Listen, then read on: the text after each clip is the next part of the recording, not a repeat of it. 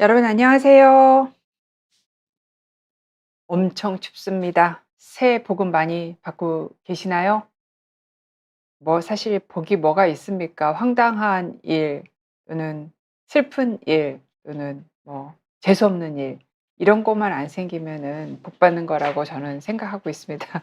나이가 들수록 좀 복 받는다는 거 행복하게 잘 사는 거에 대한 역치는 조금씩 낮아지는 것 같아요.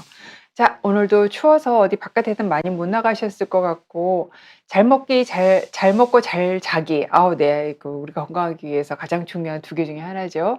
를 닉네임으로 가지고 계신 분께서 본방사수하고 있다고 얘기하셨고 오영도 님께서는 들어와서 저와 최 PD님 그리고 준혁 PD님한테 인사 주셨습니다. 자, 홍서희 님 들어와 주셨고 캐몬마일 님 오늘 정신 똑바로 차리기 똑떼기 예 아주 정신을 바짝 차리고 있다 그런 뜻인 것 같습니다.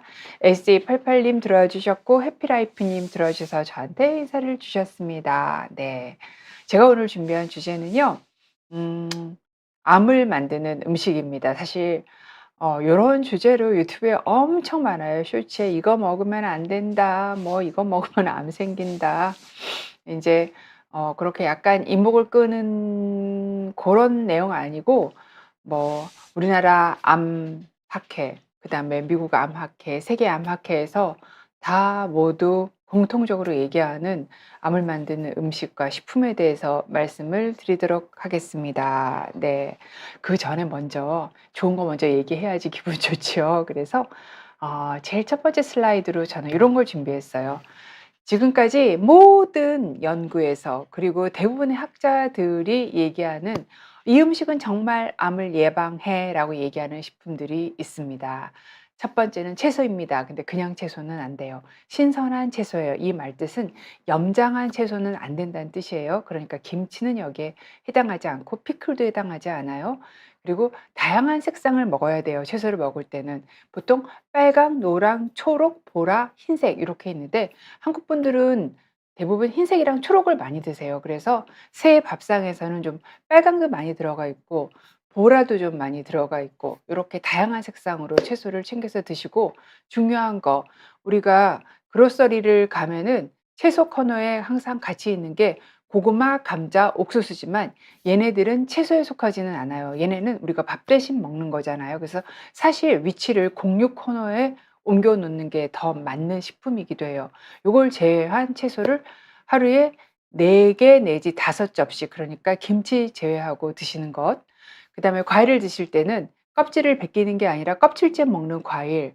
뭐 예를 들어서 요즘에 저는 골드 사과가 맛있더라고요. 그리고 홍옥 나왔을 때 홍옥 굉장히 맛있어서 껍질째 굉장히 많이 먹었는데 껍질째 먹을 수 있는 과일이 좋고 과일은 굉장히 좋지만 너무 많이 먹으면 네 여러분 칼로리가 높고 안에 당분이 많이 들어 있어서 또 혈당 높이고 배 나오게 하기 때문에 적정량 사과를 기준으로 해서 반 개 정도 드시는 게 적정량이고 여기까지는 굉장히 확실한 암 예방 식품입니다.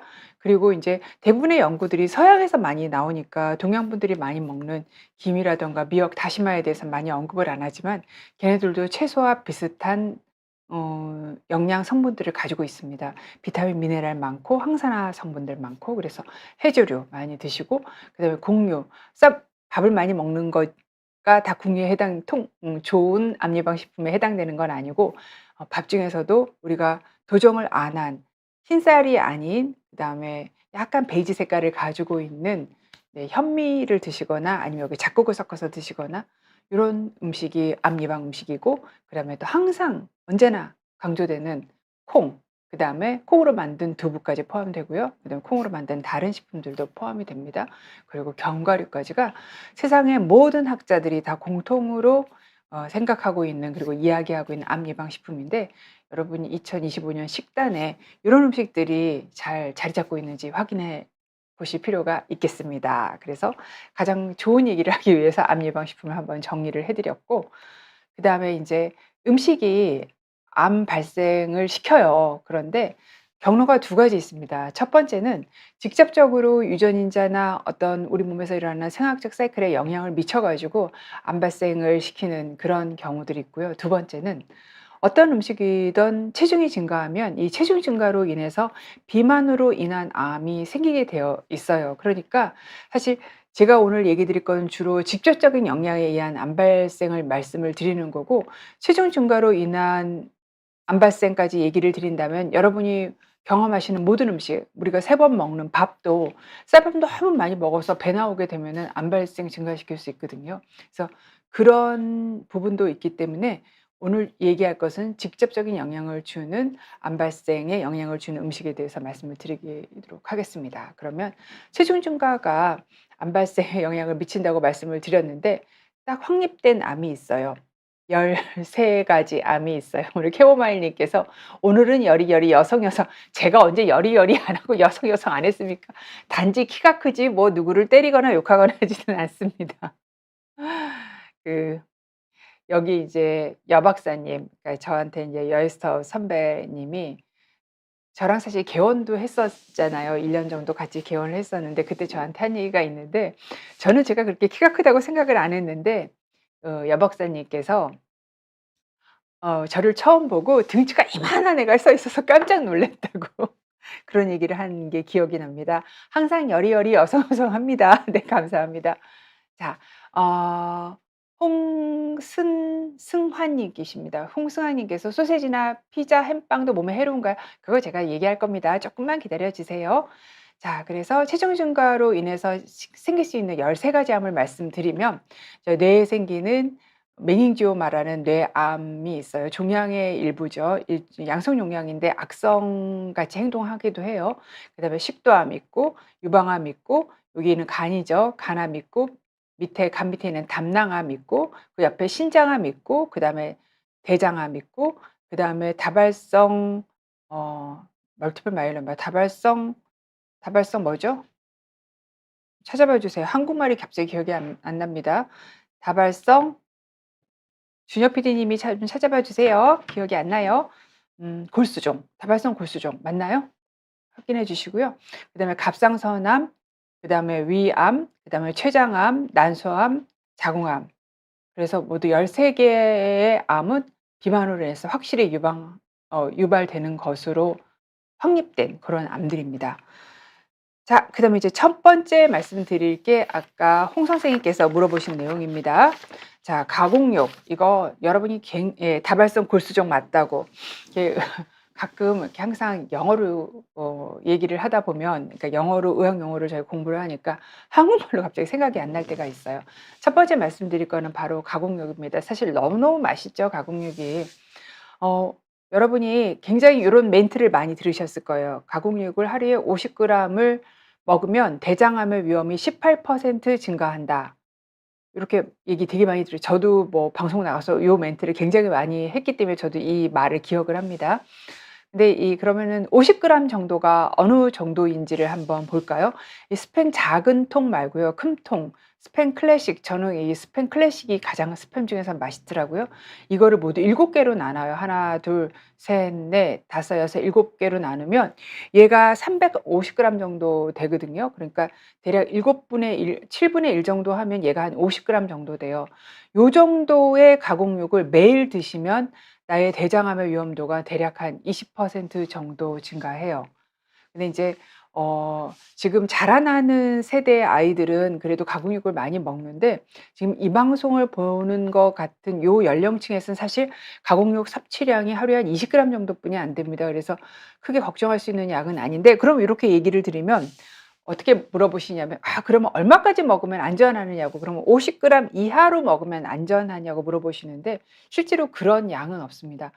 많이 먹으면 많이 먹을수록 암 발생이 증가하는 것으로 보고가 되고 있어요. 그래서 안전한 양은 없기 때문에 가공육에 대해서는 가능한 적게 먹어라라고 얘기를 하고 있습니다. 그리고 가공육은 뭘로 만들어요? 고기로 만들죠. 그 고기를 바로 적색육이라고 합니다. 물론 가공육의 일부는 닭고기로도 만들기도 해요. 우리가 이제 적색육이라고 하면 붉은 색깔을 띠는 고기를 얘기를 해요. 그러면 이제 소고기는 당연히 들어가죠. 그다음에 또 뭐가 들어가나요? 돼지고기도 들어가죠. "돼지고기는 핑크색인데."라고 얘기하는데 핑크색이라도 적색육입니다.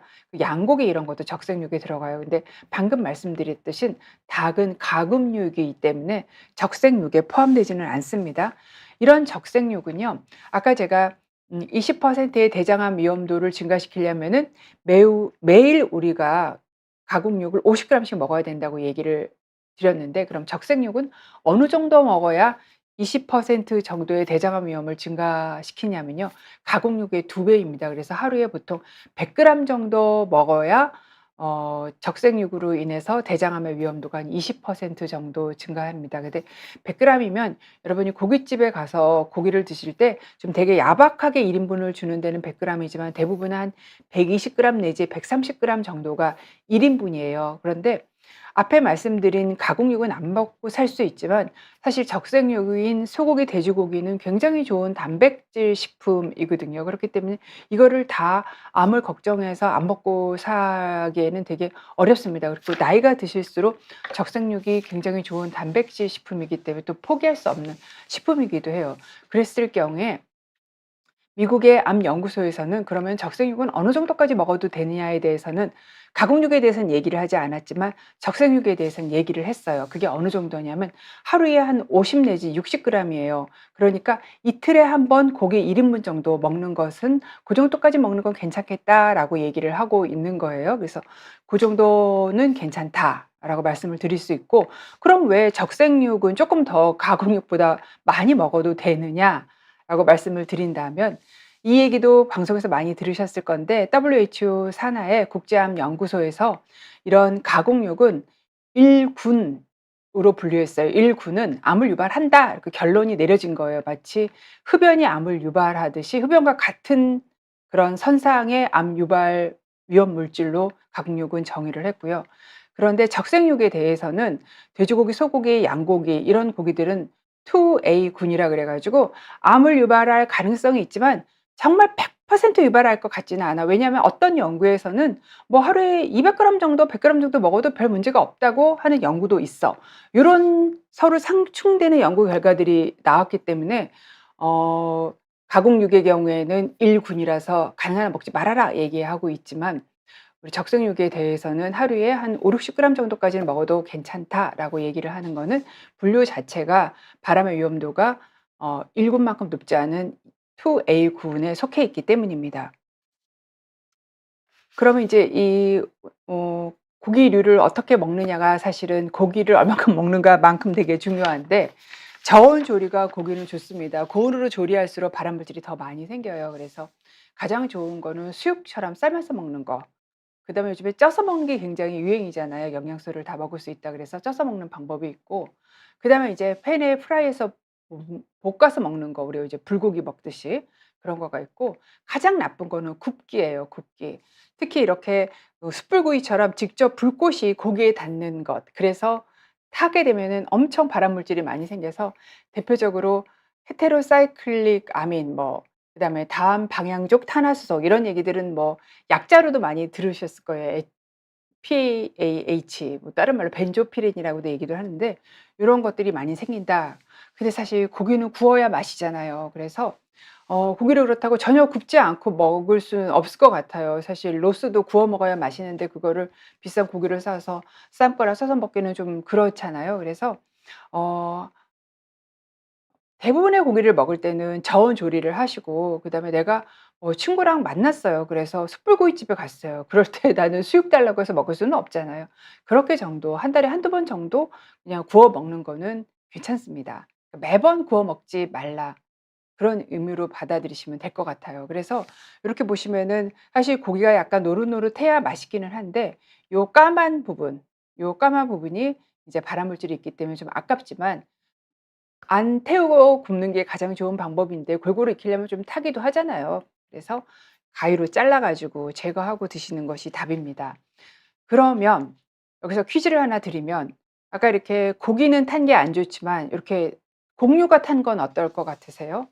이 곡류가 탄 것도 발암 물질일 수가 있습니다. 이게 바로 인제 한동안 프렌치 프라이, 감자튀김에서 유명했던 아크릴아마이드인데, 이렇게 탄수화물도 이 안에 지방이 들어 있고 이 안에 단백질이 들어 있거든요. 이 단백질이 고온이 되면 100 도씨 이상에서 요렇게 노릇노릇하게 변성이 일어나요.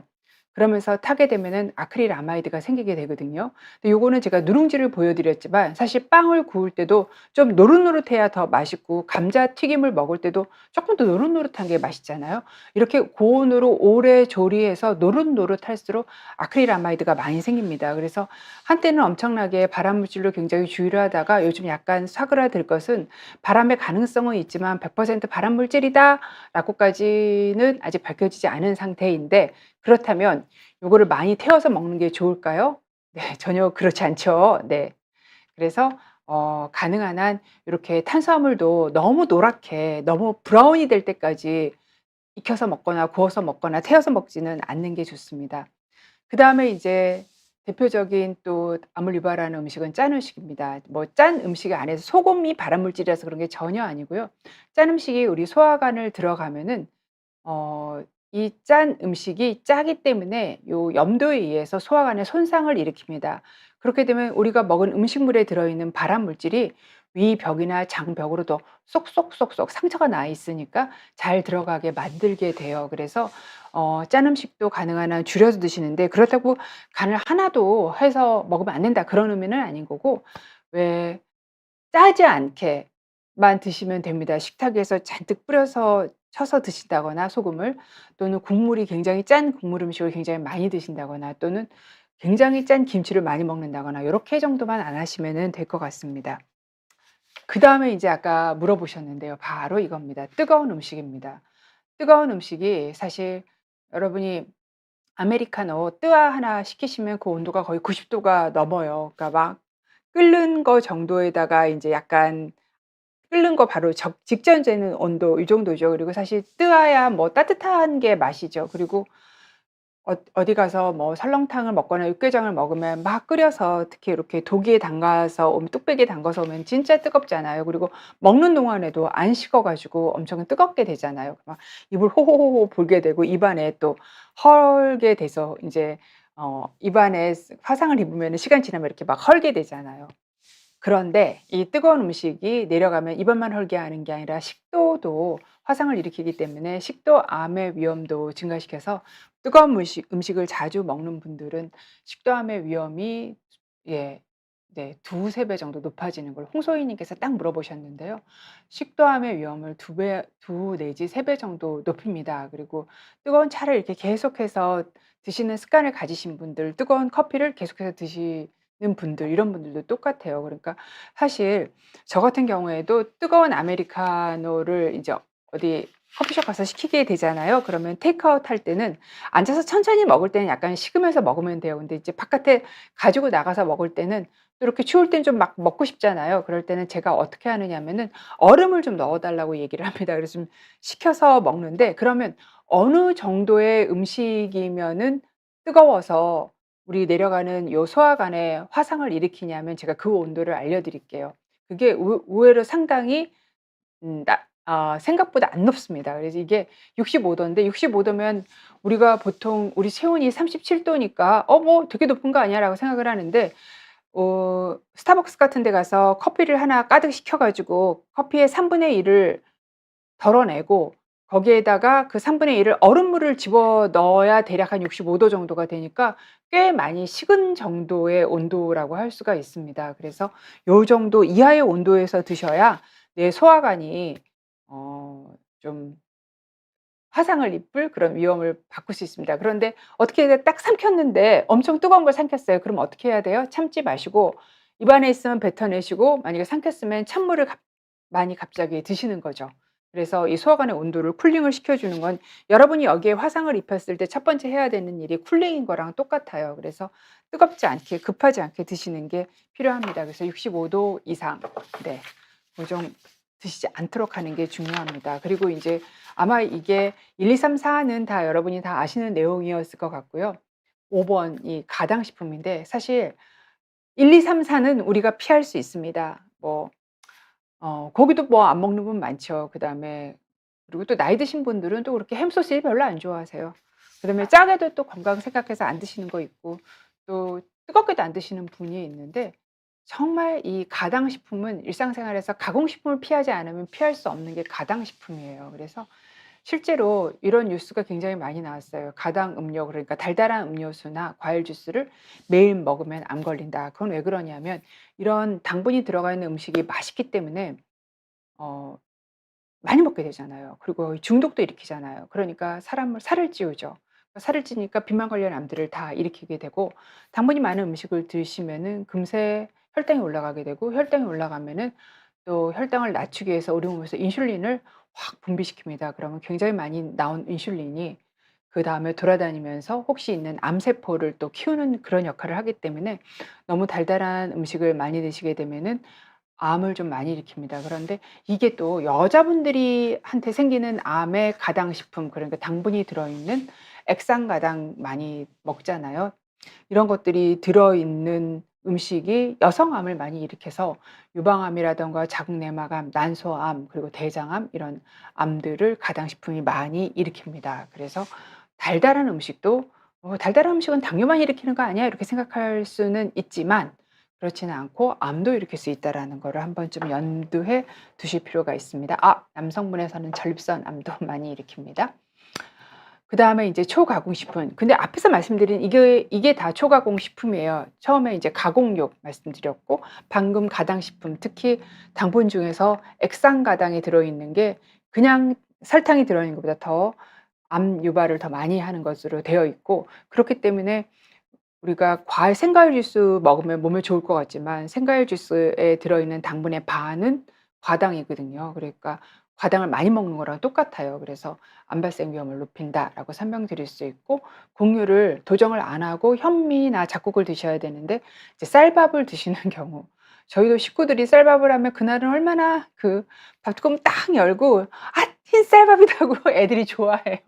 제가 항상 이렇게 이제 웬만하면 쌀밥을 안 주려고 잡곡으로 밥을 하다가 아무래도 잡곡은 껄끄럽죠. 그러다가 인제 뭐 김치볶음밥을 해야 되면은 그 잡곡밥으로 하면 김치볶음밥 맛 없거든요. 그러면 인제 힐쌈밥을 해 놓으면 애들이 진짜 좋아합니다. 그래서 그런데 그냥 곡류가 아닌 그냥 전곡류가 아닌 도정 껍질을 벗겨 가지고 가늘게 밀가루로 만든 다음에 이제 다시 뭉친 음식들 빵떡, 국수, 라면, 과자 이런 거죠. 그다음에 음식에 기름을 넣는데 그 기름이 보통 팜유라고 열대유를 넣으면은 포화지방이 굉장히 많아요. 그리고 또 음식이 안에 있는 기름들이 가열되는 과정에서 경화유가 생기기도 하고 또 맛있고 바삭하게 하기 위해서 경화유를 첨가하기도 하면서 가공식품에는 포화지방과 경화유가 피해질 수가 없죠. 그리고 또 음식을 오래 보관하고 상하지 않게 하기 위해서 또는 음식의 색을 예쁘게 하기 위해서 또는 맛을 다르게 하기 위해서 첨가물이 또 들어가고 그러다 보니까 초가공식품은 대부분 칼로리가 굉장히 높으면서 영양소는 굉장히 적은 식품이죠. 그래서 초가공식품은 사실 여러분이 접하는 가공식품이 다 초가공식품이에요. 조금 더 분류를 자세하게 하다 보면은 집에서 만들 수 없는 거는 초가공식품이라고 생각하시면 되고 분류상 가공식품은 열심히 노력하면 집에서 만들 수 있는 건 가공식품이에요. 예를 들어서 집에서 치즈 만들어 먹을 수도 있잖아요. 그건 가공식품이고 치즈를 슬라이스 치즈 같이 여러 가지 첨가물을 만들어서 먹는 거는 초가공식품에 해당이 됩니다. 그래서 우리가 일상에서 매일 접하는 그게 바로 초가공식품이다라고 보시면 되고 요것도 너무 많이 드시면 암이 생길 수 있다라고 말씀을 드릴 수 있고요.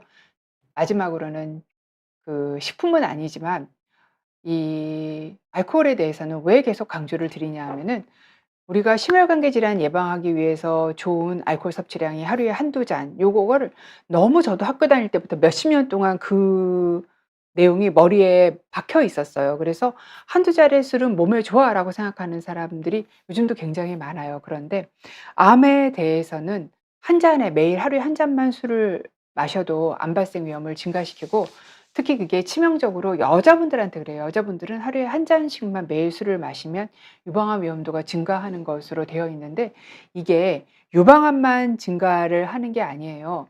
알코올에 의해서 증가하는 암이 모두 7가지 제가 7번째 알코올을 놨는데 7가지인데요. 보통 알코올이 지나가는 통로는 다 증가시킵니다. 입, 그다음에 내려가면은 후도 있고 옆에 인도 있고 식도 있고 위 제외하고 대장암 증가시키고 그다음에 아까 말씀드린 여자에서 유방암 그리고 또 알코올이 대사되는 간암을 증가시켜요. 그래서 술은 사실은 이 부분에 대해서 우리나라뿐만이 아니라 전 세계적으로 캠페인이 잘 안 있어서 제가 오늘 로이터스에 들어가서 보니까 WHO에서 "요걸 쪼끔 더 강조해야 되겠다." 요런 멘트를 날린 글도 보고 왔습니다. 자, 그래서 제가 7 가지 모든 학자들이 그리고 모든 연구 논문에서 공통적으로 강조하고 있는 암 유발 음식을 말씀을 드렸고, 제가 인제 Q&A를 받기 전에 그전에 인제 하나 말씀을 드릴 거는, 어 많은 그 유튜브 조회수가 높은 걸 보면 "뭘 먹으면 암 걸린다." 뭐 이렇게 해서 굉장히 어떤 우리한테 경각심을 일으키고 우리를 불안하게 하는 그런 내용들이 훨씬 더 많은 조회수를 일으켜요. 뭐가 안 좋다라는 것보다는. 그래서 사실 굉장히 많이 먹는 것에 대해서 불안해 하시는데, 실제적으로 그 전체 암 중에서 음식에서 일어나는 암은 한 10% 정도뿐이 안 돼요. 전체 암 중에서 생활 습관에 의해서 일어나는 암이 적게는 한 3분의 1, 많게는 2분의 1을 보잖아요. 근데 이 전체 암 중에서 음식이 일으키는 포션은 한 10% 정도뿐이 안 돼요. 그리고 오늘 제가 말씀드린 음식 중에서 을 여러분 오늘 몇 개나 드셨나요? 한번 올려서 써 줘 보세요. 지금 맥주 드시면서 보시는 분도 있을 거고, 오늘 햄버거 드신 분도 있을 거고, 네. 오늘 소시지 점심때 볶아서 드신 분도 있을 거고, 네. 그래서 사실 오늘 사실 이 방송을 보는 대부분의 분들이 제가 말씀드린 7 가지 식품 중에서 한두 가지, 많으면은 대여섯 가지 다 드셨을 거라고 저는 생각을 합니다. 네. 그런데 제가 이렇게 말씀드리는 거는 습관적으로 아주 자주 먹는 그런 경우를 말씀을 드리는 거지, 가끔 한번 급식으로 소시지 볶음 저희 식당에서도 가끔 나오거든요. 그거 먹는 거가 암이 생기거나, 가끔 한번 과자 먹는 거, 가끔 한번 맥주 한 잔 먹는 게 암이 생기거나 뭐 그렇지는 않다라고, 마지막으로는 약간의 너무 걱정하는 그거는 오히려 더 건강에 좋지 않다. 나쁜 음식이라고 하는 거를 알고 대놓고 매우 자주 먹지 않는 거, 고거를 피해라고 말씀을 드리고 싶습니다. 그리고 네, 그래서 '아 이거 뭐 또 병도 주고 약도 주고 하는 거 아니냐.'라고 생각하실 수도 있는데, 예, 사실 정말 제가 봐도 너무 많이 이렇게 걱정시키는 내용들이 너무 더 많더라고요. 사실 안 그래도 뭐 요즘 걱정할 게 뭐 너무너무 많지 않습니까? 그런데 거기에다가 또 음식까지 걱정까지 해야 되면은 또 하나의 걱정을 이렇게 얹어 드리는 꼴이 되는 거라서, 네, 그래서 그렇게 끝으로 "음식이 일으키는 암은 전체 암에서 한 5 내지 10% 정도다."라고 말씀을 드리겠습니다. 제가 오늘도 잊어버렸는데, 여러분 좋아요 한 번씩 눌러 주세요. 그래야지 요게 많은 분들한테 이렇게 보여질 수 있도록 알고리즘이 올려준다고 하더라고요. 자, 그러면은 올려주신 거, 네, 오영록 님께서 오늘 빵과 치즈 먹었다고 말씀을 하셨어요. 캐모마일 님께 "코스트코에서 세일하는 소시지 들었다 놨다 고민하다가 내려놨는데 칭찬해야겠네요." 이게 저는 소시지를 사 오면 먹을 거 조금만 꺼내고 일단 다 냉동실에 보내요. 그리고 난 다음에 소시지를 꼭 먹어야 되는 일이 있으면 거기서 조금씩 해동을 해 가지고 이제 소분해서 넣기도 하고요. 그래서 그렇게 해서 먹습니다. 네. 윤희 님께서 "시청료 대신 좋아요 눌렀습니다." 아유, 뭐 시청료나 좋아요나, 네, 좋아요 좋습니다. 네. 고수진 님께서는 "알코올 지금 조금 하셨다고 소시지는 안 사고 적 양배추 샀습니다."라고 말씀하셨습니다. 여러분이 올려주신 질문에 대한 답을 아는 데까지 설명을 드리도록 하겠습니다. 따뜻한 초코라테 님께서 "오늘 독감 유행이던데 면역력 높이는 음식도 궁금해요." 독감 너무너무 유행합니다. 요즘에 A형 독감이 유행하는데 예방접종 받으신 분들도 독감에 걸려서 저희 손주 아기 걸릴까 봐 엄청, 제가 걸리면은 또 주말에 놀러 왔다가 걸리면 또 딸애도 서운해하고 그럴 것 같아 가지고 요즘 마스크 되게 열심히 쓰고 다닙니다. 예방접종 안 하신 분은 빨리 지금 하시고요. 왜냐하면 지금 하셔도 또 봄에도 독감 유행하거든요. 한 2주 정도 있다가 항체 생기는데 해 주시는 게 필요하고, 면역력 높이는 음식 요거 제가 다음 시즌에 한번 준비를 하는데, 골고루 먹는 게 답입니다. 그러니까 뭔가 부족하면 면역력이 떨어지지만 뭔가 더 먹는다고 면역력이 올라가지는 않아요. 그래서 골고루 드시는 게 답입니다. 어떤 음식을 먹는다고 더 면역력이 올라가지는 않아요. 예방접종 하시고 마스크 쓰시고 감기 환자 피하시고 그러려면 사람 많은 데를 피해야 돼요. 그다음에 홍승아 님께서 "소시지나 피자, 햄, 빵도 몸에는 해로운가요?" 네. 하루에 50 그램 이상 드시면 대장암 위험을 아까 얼마나 증가시킬 수 있다고요? 20% 정도 증가시키고 빨간 육, 적색육은 50g 아니고 100g을 드시면 20% 정도 증가시킬 수 있다 말씀드렸습니다. 홍사인님께서 아주 정확하게 얘기해 주셨는데 뜨거운 음식은 식도암을 증가시킨다고 말씀을 드렸고 75도 근데 아까 제가 어떤 시청자분님께서 75도가 굉장히 미지근한 물이라고 네 그렇습니다. 생각보다 굉장히 미지근하게 먹어야 내 위장관에는 안전한 온도가 됩니다. 그러니까 한참 식혀서 드셔야 되는 거죠. 그러다 보니까 요즘 젊은 애들은 따뜻한 음료 전혀 안 먹고 막 영하 10도에도 아이스 아메리카노 먹던데 걔네들은 그러면은 예 식도암 위험도는 낮을 것 같아요. 그다음에 아이스크림도 몸에 나쁜가요? 이거 아이스크림은 유지방이 굉장히 많이 들어 있습니다. 그리고 아이스크림 안에는 맛있게 하기 위해서 당분도 많이 들어 있어요. 그래서 가끔 뭐 일주일에 한 번 정도는 또 저도 여름에는 아이스크림 먹습니다. 그런데 매일 먹는 거는 안 좋습니다. 당연히 살도 찌고요. 네. 다이어트 성공 기원님이신가 봅니다. 노로바이러스는 굴만 조심하면 될까요? 결혼식 뷔페에서 홍합 먹었는데 지금까지 괜찮으시면은 노로 괜찮지요. 제가 노로가 겨울에 있는 게 노로죠. 예, 헷갈리는데 아까 조비령 교수님께서 얘기하셔서 물어보시나 봅니다. 네, 노로바이러스는 식구들한테도 엄청 많이 옮던데요. 그래서 집에 한 식구가 옮으면은 다른 식구들도 다 같이 옮는 것 같습니다. 굉장히 사람과 사람 사이에서 그러니까 아마 분변에서 손으로 해서 다른 사람한테 옮겨줄 것 같습니다. 네, 이거는 제가 아주 정확하진 않습니다. 저도 헷갈려서. 고수진님께서 10대 아이들에게 적색육 어느 정도 좋을까요? 저는 일주일에 한두 번 주고 있습니다. 제가 아까 말씀드린 게 적색육은 하루에 드시는 게 하루에 50g 정도 잖아요. 10대 아이면 거의 성인 수준이잖아요. 50g은 하루에 한 끼 정도, 계란 크기 정도 드시는 거 정도는 괜찮습니다. 그리고 이틀에 한 번 정도 1인분 정도 드시는 거 괜찮은 거고요. 네. 그다음에 감자칩 매니아님, 감자튀김 많이 안 좋나요? 한동안 프렌치 프라이 감자튀김이 아크릴 아마이드 때문에 뒤집어진 적이 있죠. 근데 그 이후로 지금까지 나온 결론은 암을 일으킨다는 증거가 아까 말씀드린 뭐 가공육이라든가 이런 것처럼 확실하게 있지는 않다라고 얘기는 되어 있어요. 하지만 암이 일으킬 가능성도 있다, 아닐 가능성도 있다 할 때는 우리가 어떻게 해야 될까요? 암을 예방할 가능성도 있다, 암 예방에 관련 가능성이 없다라고 했을 때는 먹어볼 수가 있잖아요. 근데 암을 일으킬 가능성이 있다, 그리고 또 암을 일으키지 않을 가능성이 있다. 이럴 때는 가능한 한 적게 먹는 게 답이죠. 근데 저도 감자튀김 굉장히 좋아해서 햄버거 먹을 때 조금은 먹습니다. 또 감자튀김은 또 이렇게 콜라, 예, 전 다이어트 콜라 먹는데 그거랑 또 먹어야 맛있죠. 네. 알룰로스나 스테비아 같은 대체당이 암을 일으킨다는 보고는 없습니다. 옛날에 사카린을 쥐한테 줬다가 쥐에서 방광암가를 일으켰어요. 그런데 사카린이 몸 안에 들어갔을 때 쥐에서 일어나는 대사경로랑 사람에서 일어나는 대사경로는 달라서 사람에서는 발암물질이 아니라고 결론이 났어요. 그래서 대체당이 암을 일으키지는 않아요.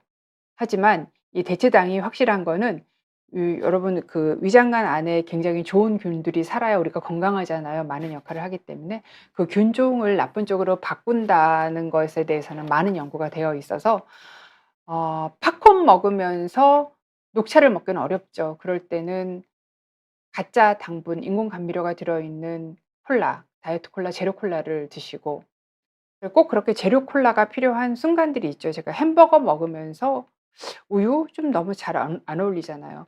그럴 때 드실 때 가끔 한 번씩 드시는 거 정도 괜찮지 집에 큰 페트병 사 놓고 계속 먹는 거는 아닙니다. 매일 먹는 것도 아니고요. 이거는 살 안 찌 하면서 안심하면서 먹을 것도 아닙니다. 네. 감자칩 매니아님께서 이런 분 많은데 매운 거 먹으면 설사하는데 예민한 건가요? 어떤 분은요 매운 거 먹으면은 대변 볼 때 항문이 따끔따끔한 부분이 있어요. 매운 거 안에 들어있는 캡사이신이 또는 되게 매운 거 맛을 내는 그 고춧가루 이런 것들이 소화 안 되고 소화관을 내려가 가지고 소화관을 자극하면서 설사를 일으키거나 항문에 따끔따끔한 그런 감각을 일으키는 그런 분들도 있으시더라고요. 오영노 님께서 "저는 채소 구워 먹는 걸 좋아하는데 채소도 구울 때 태우면 안 되죠." 모든 건 다 태우면 안 되는 것 같아요. 요즘에 또 채소를 쪄서 먹는 게 유행이라서 이렇게 저한테 가끔 유튜브에서 음식 만드는 또는 살림 고수들이 올린 쇼츠들을 제가 살림 못한다고 보여주는지 저한테 자꾸 보여줘요. 그게 보면은 그 채소 쪄 먹는 집들이 많더라고요. 채소 쪄서 먹는 것도 좋은데 구워 먹으면 맛있죠. 태우지만 말고 드세요. 그다음에 스마트 님께서 건강 검진할 때 뇌 MRA랑 경동맥 MRA 중에 어떤 거 해야 되냐고 50세 남성이라고. 아 요거 쪼끔 보는 데들이 달라요. 일단 스마트 님의 가족력은 어떻게 되십니까? 부모님, 할아버지, 할머니께서 혈관 질환이 셨나요? 고에 따라 달라요.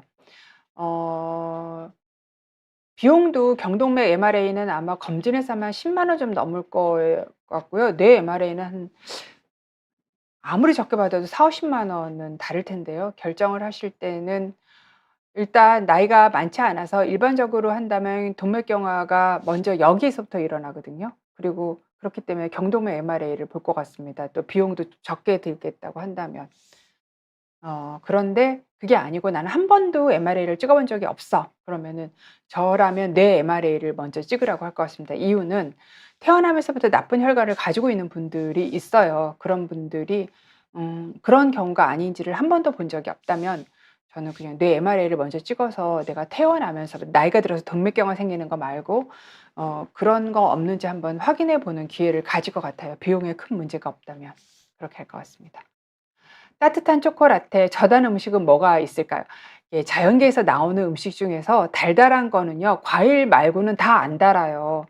그러니까 지금 말씀드린 뭐 채소도 달지 않잖아요. 그리고 곡류도 달지 않잖아요. 그리고 소고기도 안 달잖아요. 그거 다 안 달아요. 그러니까 자연계에서 나오는 단 음식은 과일 말고는 없다. 나머지는 대부분 당분이 들어있는 건 가공식품일 가능성이 과일 제외하고는 높지요. 근데 우리가 너무 가공식품에 익숙하다 보니까 따뜻한 초코라테는 오히려 그 반대처럼 저단 음식은 뭐냐고 물어보시는데 가공식품은 단맛이 당장 느껴지지 않은 것도 굉장히 답니다. 당분이 많아요. 다른 맛에 있에 가려져 가지고 단맛이 안 느껴지는 거죠. 버블버블님께서 "교수님 비타민 C 고용량 복용을 어떻게 생각하냐."고 물어보시는데 저는 고용량은 안 좋아하고요. 저용량은 좋아합니다. 하루에 500 밀리그램에서 1000 밀리그램 정도 드시는 것은 좋다고 생각을 하고요. 그 이상 드시는 것은 좋지 않다고 생각을 합니다. 이유는 그거예요. 엄 정말 고용량의 비타민 C가 몸에 들어가서 항산화 작용을 굉장히 강력하게 한다 그러면 우리 몸의 항산화 작용이 확 줄어들 그래서 산화작용이 확 줄어들면 우리 몸이 좋으냐면 그렇지는 않거든요. 우리 몸에서 우리 몸을 그 나쁜 그러니까 오래된 세포 또는 내 몸에 들어온 나쁜 균 이런 대사에서 생긴 나쁜 물질들을 제거하는 과정을 산화를 시켜서 제거를 해요. 근데 고용량 항산화제가 들어와서 그 내 몸에 이로운 산화 과정까지 다 제거를 해 버린다면 좋지 않겠죠. 그래서 정말 고용량 복용이 필요한 순간들이 있을 거예요. 예를 들어서 중환자실에 환자가 가서 sepsis 폐혈증이 된 경우는 산화 스트레스가 엄청 올라가 있어서 이럴 때는 의사가 환자한테 고용량 비타민 C를 쓰기도 하는데 그거 말고 일상을 사는 버블버블님한테 고용량 비타민 C는 저라면 먹지 않을 것 같습니다. 저용량으로 먹을 것 같아요. 1 그램 이하. 흰둥이와 푸들이 임신 중에 자극적인 음식은 피해야겠죠. 저희 아이가 또 큰 아이를 하나 낳았는데 둘째 아이까지 또 가졌는데 예 가져서 3 월에 또 저는 손주가 둘이 됩니다. 그런데 보니까 배가 밀쳐서 올라오면서 임신부들은 또 평상시보다 먹는 양이 많잖아요. 역류성 식도염 같은 위장 장애가 굉장히 많이 생깁니다. 그렇기 때문에 자극적인 음식을 먹으면은 더 많이 생길 수가 있어요. 근데 또 임신하는 기간에는 굉장히 좋은 잘 듣는 위장약을 먹을 수가 없잖아요. 먹을 수 있는 약이 한정적이잖아요. 그렇기 때문에 고러고러한 이유로 자극적인 음식은 피하는 게 좋고 또 임신기라고 해도 너무 많이 살이 찌면 나중에 다 살이 안 빠져요. 그리고 당뇨가 생길 수도 있고 또 만성 질환은 위험될 수 있는데 아무래도 자극적인 음식은 많이 먹게 되어 있죠. 그렇기 때문에 자극적인 음식은 이래나 저래나 약간 피하시는 게 좋겠다라고 말씀드릴 수가 있어요. 자, 캐모마일님께서 훈제를 물어보셨는데요. 모든 육류, 그러니까 모든 육류가 사실 냉장고 안에서 일 주일 정도뿐이 안 가잖아요. 그런데 그게 2 주가 가고 3 주가 가고 한 달이 가고 2 달이 가는 거는 오래 가기 위한 가공 처리를 한 것들이에요. 그래서 요것도 가공육의 하나이기 때문에 그냥 가끔 한번 맛나게 또는 샐러드에 집어넣어서 드시는 거 정도가 좋겠습니다. 흰수염 고래님께서 어 이거는 제가 모르겠습니다. 지문의 뜻을 모르겠어서 어 아마 누가 달맞이 꽃 종자유나 꽁나무 잎 추출물 이런 거를 먹으면 혈당이 좀 덜 올라가니까 그런 거 먹으라고 권유해 주셨나 봐요. 그런데 기본적으로 이거보다는 식사를 할 때 제가 요거 혈당 덜 올리면서 식사하는 법이라는 그 동영상 올려 놓은 거 있거든요. 그거를 하시는 게 먼저 필요하고, 그걸로도 안 되면 약을 드시는 거를 더 권유드립니다.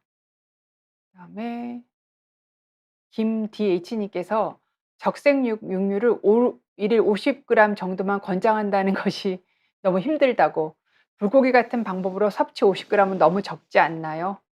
균형 잡힌 식단 중 단백질 섭취에 많이 부족하지 않냐고. 일일 600 내지 800 을 이걸 어떻게 먹어요? 600 에서 800을 먹는 분은 거의 아무리 많이 드셔도 이게, 그러면은 한 하루에 고기를 5 인분, 6 인분을 먹는데 아주 특별하게 뭐 운동을 하시는 분 아니면 이렇게 소화가 되지도 않을 것 같거든요.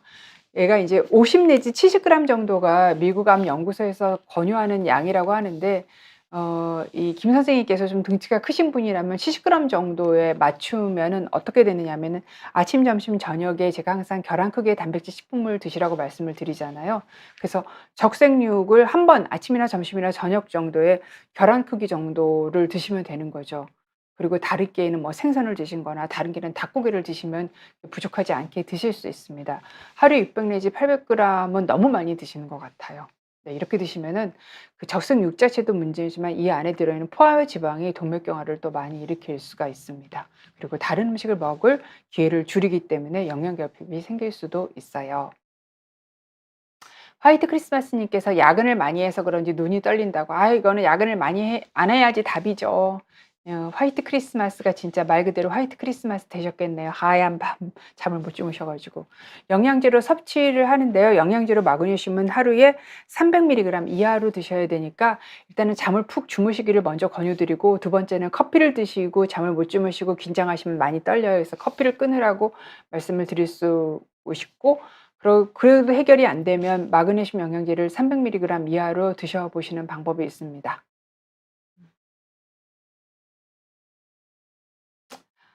아직은 청춘이다 님께서 부모님께서 평상시 드시던 음식인데도 요즘에 짜서 못 먹겠다고 말씀을 하신대요.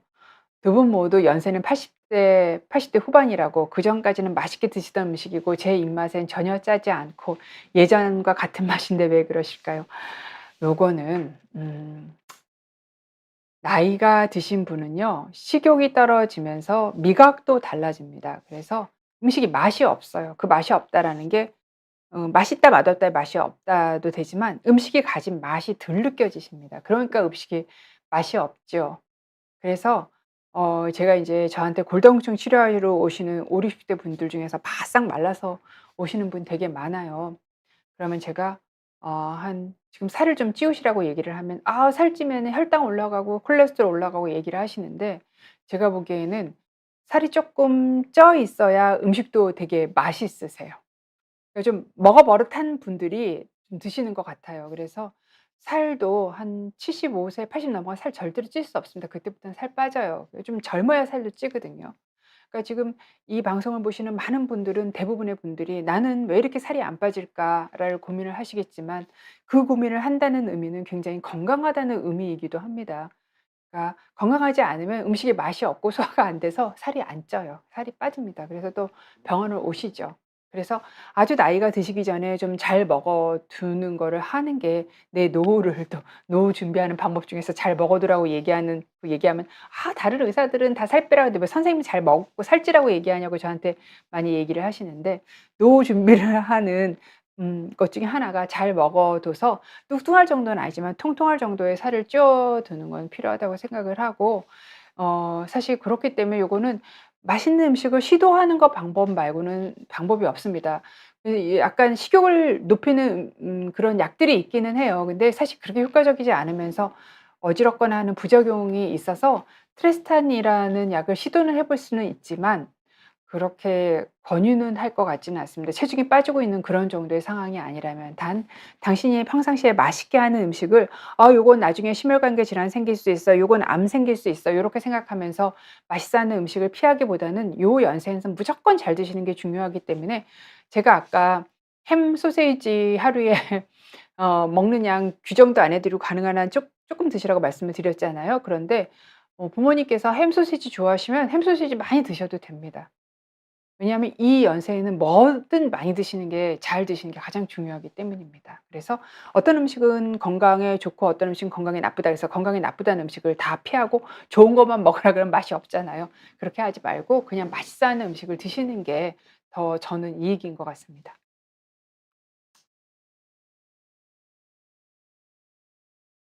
그레이스 님께서 닭가슴살 얘기하셨는데 뒤에 물론 이제 성분표를 봐야 되긴 하는데 오랫동안 보관할 수 있는 육류는 가공육이라고 생각하시면 됩니다. 원래 고기는 썩잖아요, 일 주일 정도면. 안 썩으면 안 썩게 해서 뭐 여러 가지 한 거예요. 그렇게 간단하게 생각하시면 될 것 같습니다.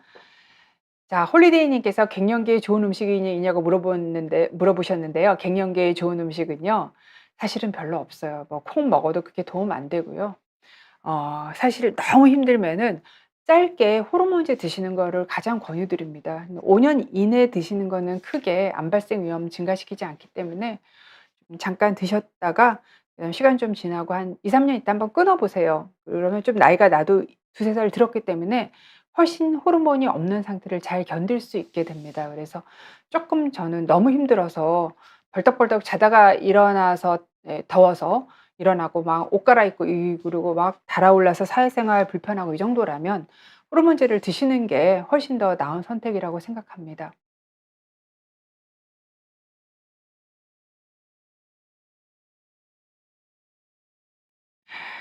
어 아까 500 내지 600 그램 단백질 저기 고기 드신다는 김 선생님이시네요.